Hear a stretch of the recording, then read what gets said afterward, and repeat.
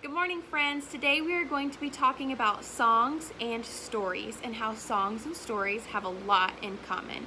So first we are going to talk about songs and their structure and stories and their structure. Have you ever noticed that a story has a structure to it? There's a similar feeling that every story goes through. It starts with something, and then something happens, and then it finishes with something. And that is called our story's structure. So what do you think the three parts of a story's structure are? That's right, it is the beginning and the middle and the end. The beginning of the story tells us about the introduction to what's happening in the story. It tells us about the characters, where they are, what they're doing. Then we get to the middle of the story, and the middle of the story gives us the challenges and the major events that the characters face. This is where sometimes there's a problem in the story. And then there is the end of the story, which concludes or finishes or completes all of the action that is happening in the story, and it gives you a sense of closure. A sense of closure can kind of feel like relief, where you think, okay, everything that's happened has now come to a close. Have you ever noticed that songs and stories can sometimes sound a lot alike in their structure? So just like stories, songs also have a beginning and a middle and an end. And sometimes that can feel different depending on the pitch of the music, the beat of the music, and the emotion or the feelings that are in the music. So now I would like for one of you to tell me a story. We're going to review that story, and we're going to think about the beginning and the middle and the end. So who would like to tell me a story?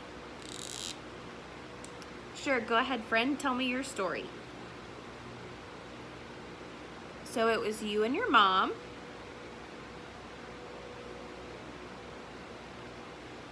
Okay, and you were at the park. Okay, and then what happened?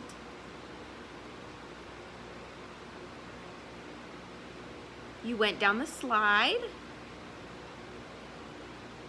Oh my gosh, and you fell at the end of the slide?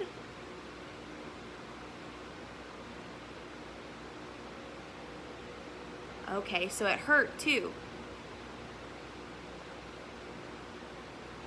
Did you get any cuts or bruises?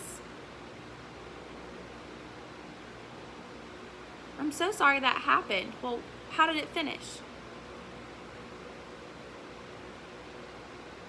Oh, your mom got you a Band-Aid. That's so sweet.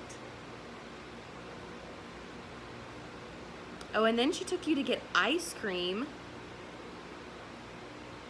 I bet that made you feel relieved. Awesome job. So while you were telling me your story, I wrote down the beginning and the middle and the end of your story so we could all go through it together. So first, we have that Jay and their mom went to the park. That tells us who is at the park and where they are, which is at the park. So that introduces our story or gives us the beginning. Then here in the middle, Jay went down the slide and fell at the end of it. They told us that it hurt, and they told us that they got cuts at the bottom of the slide. So that is our problem in the story.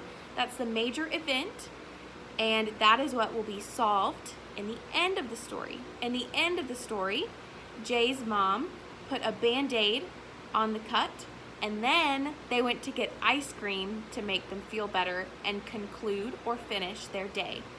So this is the end of the story, because I'm sure that with a Band-Aid and with some fun ice cream time with mom, Jay felt very relieved about what had happened on the slide at the playground.